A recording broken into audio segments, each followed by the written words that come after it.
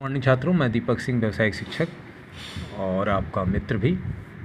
Radio TV paper में आपका paper 4 है ये, ट्रांजिस्टर और रेडियो। इसके अंदर 50-60 क्वेश्चन मैंने अपने इम्पोर्टेंट लिए हैं जो संभावित हैं 20-21 के लिए। तो उसको थोड़ा आप सुन लें ज़रूर। पेज भी मैंने आपको दे दिया है और थोड़ा इसको आप वीडियो में भी मैं दे रहा हूँ। तो ट्रांजिस्टर क्या है बेसिकली दोस्तों कि ट्रांजिस्टर में 3 टांगें होती हैं। एक इमीटर की होती है जो उत्सर्जक कहलाती है, दूसरा बेस आधार, तीसरा कलेक्टर का होता है। यह डीसी पर काम करता है और एसी वोल्टेज को स्थिर रखता है, डीसी वोल्टेज को। और साथ ही साथ ये प्रवर्धक के रूप में भी काम करता है सिग्नल का। ये देखिए, इस तरह से अगर सिग्नल है तो उसको बड़ा कर देना। तो इसके लिए हम ट्रांजिस्टर का प्रयोग करते हैं। ट्रांजिस्टर को आप रेडियो मत समझिएगा, रेडियो अलग चीज़ है, ट्रांजिस्टर अलग चीज़ है। ट्रांजिस्टर एक छोटा सा पार्ट होता है, उसको आप देख रहे होंगे, क्लास में मैंने दिखाया है। डीसी पावर को स्टेप डाउन ट्रांसफार्मर में अगर मान लीजिए कहीं डीसी पावर आपको करना है, बैटरी एलिमिनेटर आपका है, तो उसके अंदर जो ट्रांसफार्मर लगा होता है वो डीसी मतलब स्टेप डाउन होता है, 220 वोल्ट को कम करेगा। उसके बाद डायोड लगे रहते हैं, डायोड से उसमें आगे फिर 2 डायोड फुल वेव रेक्टिफायर मैंने बताया है आपको तीसरे पेपर में भी, तो उसके लिए किया जाता है। डीसी में एसी को छानने के लिए जो फिल्टर का परपथ का प्रयोग होता है, उसके अंदर जीनर डायोड भी होता है, कैपेसिटर होता है, प्रतिरोध होता है, इनका प्रयोग किया जाता है। फिल्टर को कंडेंसर भी कहते हैं। नियमित पावर सप्लाई को रेगुलेटेड पावर सप्लाई कहा जाता है। अक्सर पूछ लेता है रेगुलेटेड पावर सप्लाई से आप क्या समझते हैं। बहुत आसान सा उत्तर है। यह पावर सप्लाई की आवश्यकता इलेक्ट्रॉनिक उपकरणों को दी जाती है। अगर नहीं रहेगा सही नियमित पावर सप्लाई तो ऊपर नीचे होगा तो उपकरण जल जाता है। अक्सर वोल्टेज हाई लो होता है तो देखे होंगे आप घर में इलेक्ट्रॉनिक उपकरण सबसे पहले जल जाते हैं। ये 2 प्रकार के होते हैं, निम्न 50 वोल्ट तक और उच्च 50 वोल्ट से ज़्यादा। जीनर डायोड भी आपका इसकी क्षमता कम होती है और ये लोड धारा में परिवर्तन से जीनर डायोड धारा में भी परिवर्तन होता है। तो इसका बहुत ज़्यादा उपयोग नहीं किया जाता है, जहाँ ज़रूरत होती है वहीं उसका उपयोग होता है। एसी को डीसी में बदलने के लिए बैटरी एलिमिनेटर की ज़रूरत होती है, आप जान ही रहे हैं। इसका मोबाइल या टेप रिकॉर्डर में प्रयोग होता है और ये 1.5 वोल्ट से इसके गुणक में 1.5 होगा, 3 होगा, 4.5 होगा, 6 होगा, उसके बाद सीधे 9 होगा और 12 वोल्ट तक की बैटरी होती है। ये 2 प्रकार के होते हैं, नियत विभव वाले और परिवर्तित विभव वाले। इसमें पूर्ण दृष्टकारी में 2 डायोड होते हैं। मैं आपको तीसरे पेपर में ही पढ़ाया हूँ, चौथे में ही बता रहा हूँ। तो तीसरा चौथा पेपर लगभग मिलता जुलता है, तो एक ही जैसे क्वेश्चन आते हैं। तो ब्रिज डायोड से भी बैटरी एलिमिनेटर बनाया जा सकता है। आजकल एलईडी बल्ब में भी यही ब्रिज डायोड लगा हुआ है, इसका भी मैंने चित्र आपको दिया है। वोल्टेज रेगुलेटर में जीनर डायोड प्रयोग होते हैं। अर्ध तरंग दृष्टकारी में एक ही डायोड, हाफ डीसी बनेगी, फुल डीसी नहीं बन पाएगी एसी की, तो एक डायोड का प्रयोग होता है। एसी की हाफ डीसी प्राप्त होती है। ट्रांजिस्टर छोटा सा और कम वजन का, कम ऑपरेटिंग वोल्टेज वाला और शॉक मुक्त होता है, इसमें शॉक की उम्मीद नहीं रहती। इसकी 3 पिनें होती हैं, इमीटर, बेस, कलेक्टर, जैसा कि EBC से इसको दिखाया जाता है। और यह P तथा N टाइप के से मिलाकर इसको PNP, NPN ट्रांजिस्टर बनाया जाता है। 3 बनते हैं, PNP, N2। और अब देखिए इमीटर से क्या है, इसे उत्सर्जक कहते हैं, ये चार्ज सप्लाई करता है। बेस यह कलेक्टर है, को सप्लाई देता है।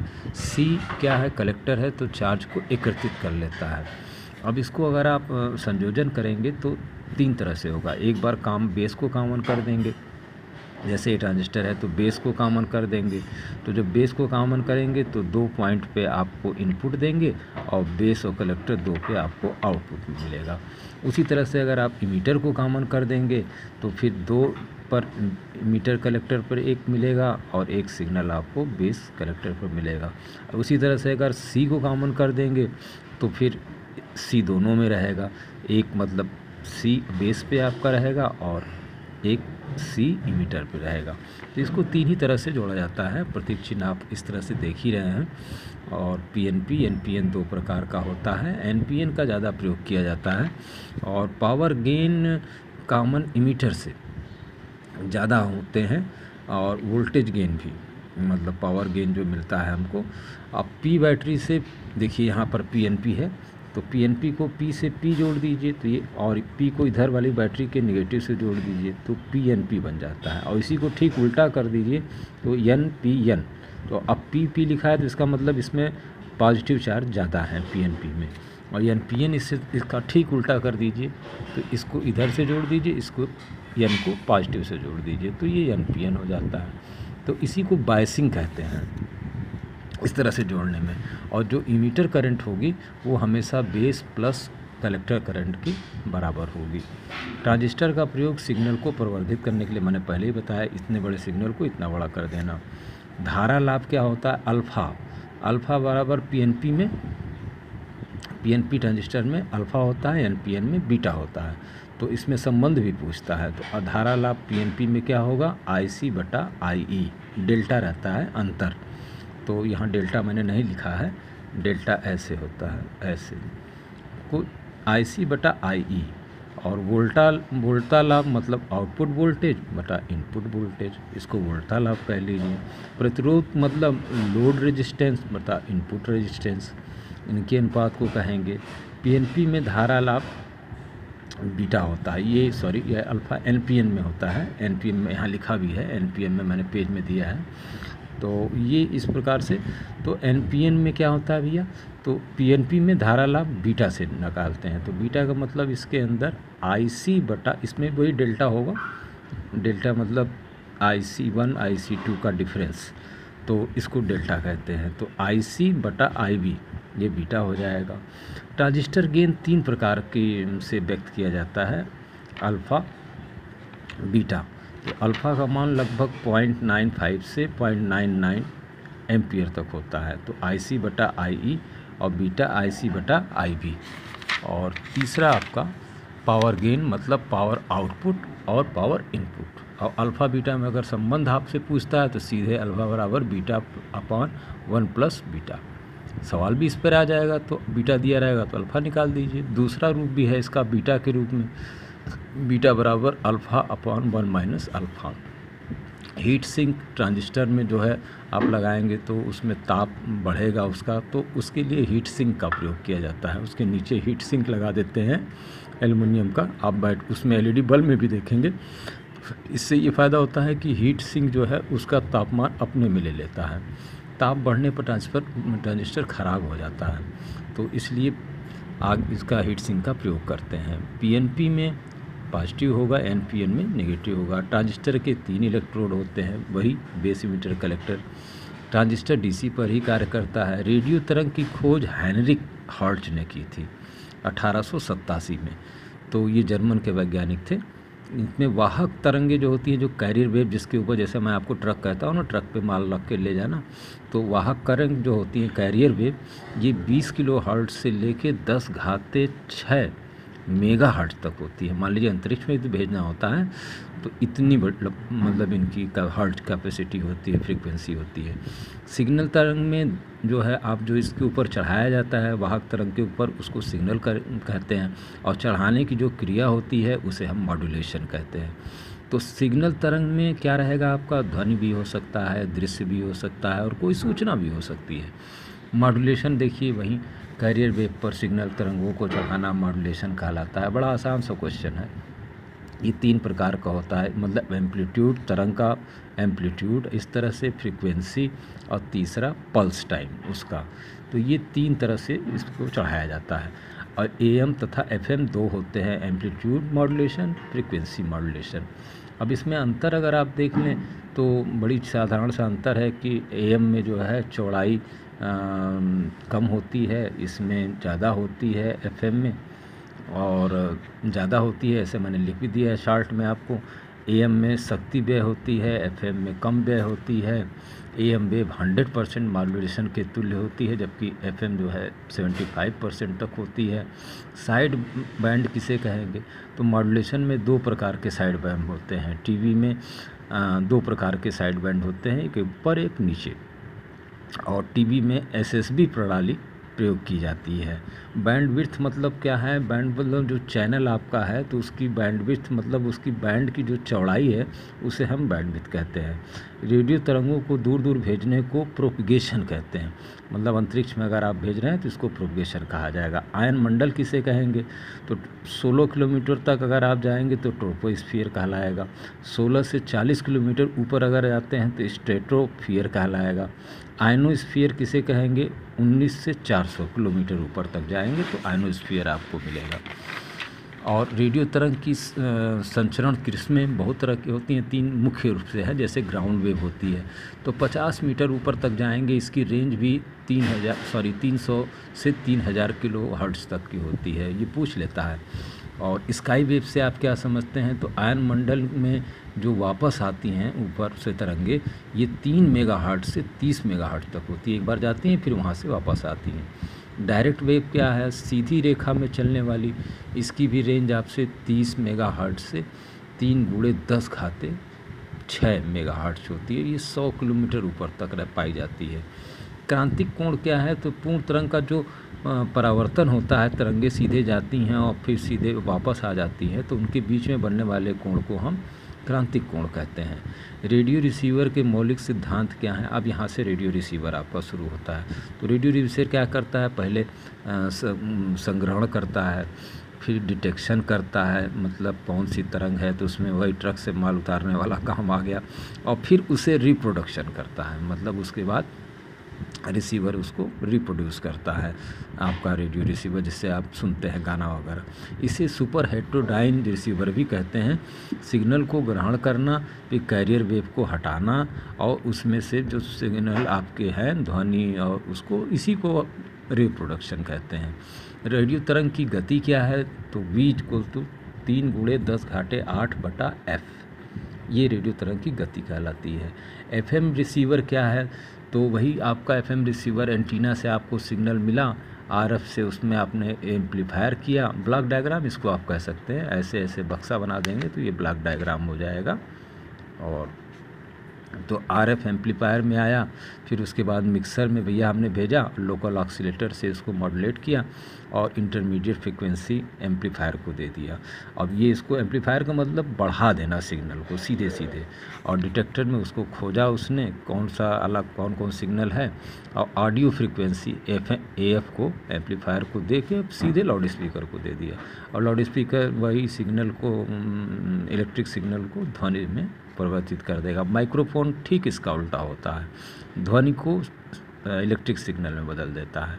शोर नियंत्रक क्या होता है? उच्च श्रेणी का रिसीवर होता है, इसमें 2 डायोड होते हैं। इमेज फ्रीक्वेंसी किसे कहेंगे? तो इमेज IF इमेज फ्रीक्वेंसी, तो ऑक्सीलेटर फ्रीक्वेंसी में से सिग्नल फ्रीक्वेंसी को घटा दीजिए तो ये करीब 455 किलोहर्ट्ज़ तक की इमेज फ्रीक्वेंसी हमें प्राप्त होती है। इसका चयन भी हम करते हैं तो 450 से 470 किलोहर्ट्ज़ के बीच में। FM रिसीवर क्या है? 2 ही ठो रिसीवर है, AM और FM। FM रिसीवर में भी आपका वही ब्लॉक डायग्राम है, एंटीना है, RF एम्पलीफायर है, मिक्सर है, लोकल ऑक्सीलेटर है, फिर इंटरमीडिएट एम्पलीफायर है, और लिमिटर इसके अंदर एक जुड़ जाता है, और दूसरा डिटेक्टर है। फिर वही AF एम्पलीफायर को आप दे देंगे, लाउड स्पीकर को दे देंगे। अब सुपर हाई फ्रीक्वेंसी क्या है? बहुत सुपर हाई फ्रीक्वेंसी के बारे में SHF का फुल फॉर्म बताइए। तो 3 से 30 गीगाहर्ट्ज़, ये रडार अनुसंधान में इसका प्रयोग होता है। और अल्ट्रा हाई फ्रीक्वेंसी क्या है? UHF, मतलब इसको बोलते हैं 300 से 3000 मेगाहर्ट्ज़, और इसका भी रडार और माइक्रोवेव जहाँ होती है वहाँ प्रयोग होता है। और वेरी अल्ट्रा हाई फ्रीक्वेंसी कितनी होती है? तो 30 से 300 मेगाहर्ट्ज़ तक की, ये TV और FM में यूज़ होती है। बैंड स्विच क्या है? तो बैंड स्विच आप जान ही रहे हैं कि रोटरी घुमाने वाला होता है, सरकाने वाला होता है, स्लाइड पुश बटन दबाने वाला होता है, पियानो जैसा भी होता है। और अलाइनमेंट तो आप सीधे सीधे हम बार बार कह रहे हैं कि सब लोग जैसे पूछता है ना, काम का अलाइनमेंट हो गया? हाँ भाई हो गया। तो मतलब रेडियो सर्किट में पार्ट को सही सही लाइन से जोड़ना, चेक करके सोल्डरिंग आयरन से, इसी को हम अलाइनमेंट कहते हैं। ग्राउंड वेव को हम मीडियम वेव भी कहा जाता है। FM रिसीवर में IF का मान 455 किलोहर्ट्ज़ तक का होता है। रिसीवर 2 प्रकार के होते हैं, AM और FM। ध्वनि प्रसारण FM प्रणाली से होता है।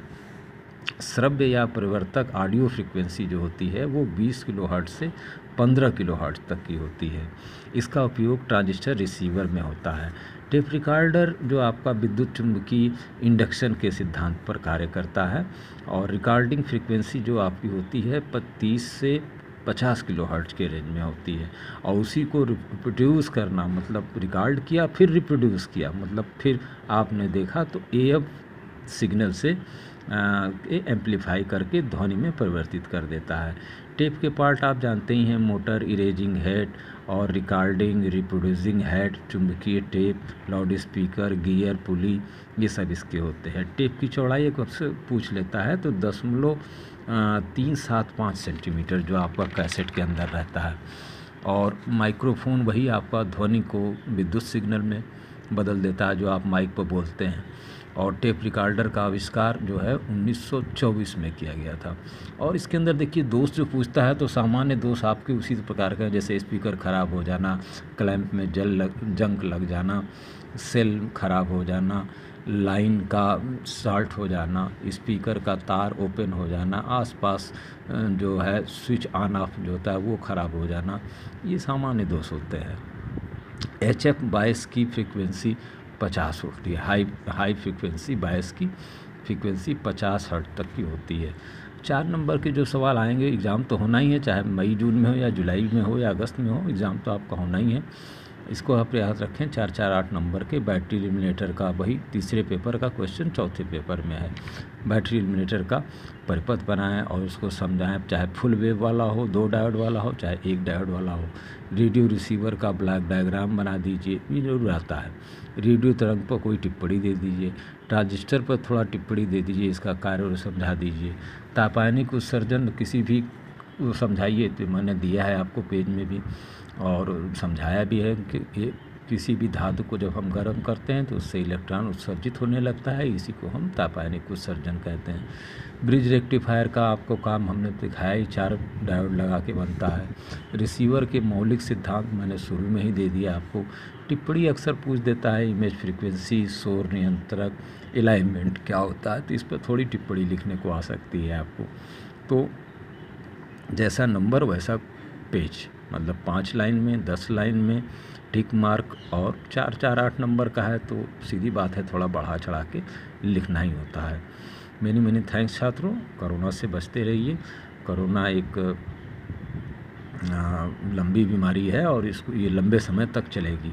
ऐसा नहीं है कि अभी तुरंत ख़त्म हो जाएगी। इंजेक्शन ज़रूर लगवा लें, पहला दूसरा डोज, मैं तो पहला लगवा चुका हूँ, दूसरा भी अपना समय आएगा तो लग जाएगा और आप लोग भी लगवा लें। इससे भागने की ज़रूरत नहीं है क्योंकि इसमें कोई गलत बात नहीं है इसके अंदर।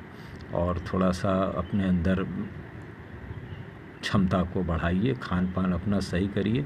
इसी बहाने मैं पहले ही भी कहता रहा हूँ, आपको पढ़ाते वक्त भी कहता हूँ कि रहन सहन, खान पान और व्यवहार आचरण ये बहुत ही इम्पॉर्टेंट है, चाहे आप छोटी नौकरी करें, चाहे बड़ी नौकरी करें या परिवार में रहें।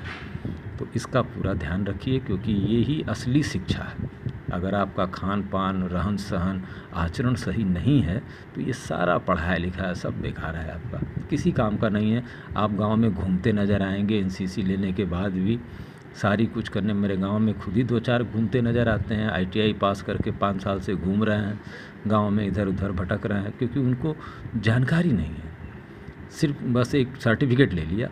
तो इस तरह से मत करिए, अपने जीवन के साथ खिलवाड़ मत करिए। मैं हाथ जोड़ के आपसे निवेदन कर रहा हूँ कि आप शिक्षा को मजाक मत बनाइए। शिक्षा थोड़ी ही ग्रहण करिए, लेकिन साथ ही साथ खान पान, रहन सहन, आचरण अपना सही रखेंगे तो आपको निश्चित रूप से हनुमान जी सफलता देंगे। और अगली बार एग्ज़ाम होगा, इस बार तो हमारे क्लास में लगभग 11-12 मिला दिया जाए तो 10-12 लड़के NCC के भी हैं। मैं उनसे भी निवेदन करूंगा कि वो भी अपना थोड़ा, क्योंकि वो तो दौड़ते धूपते हैं ही हैं, लेकिन साथ ही साथ वो लोग अपना और भी अच्छा काम करें और अपने साथियों को भी प्रमोट करें।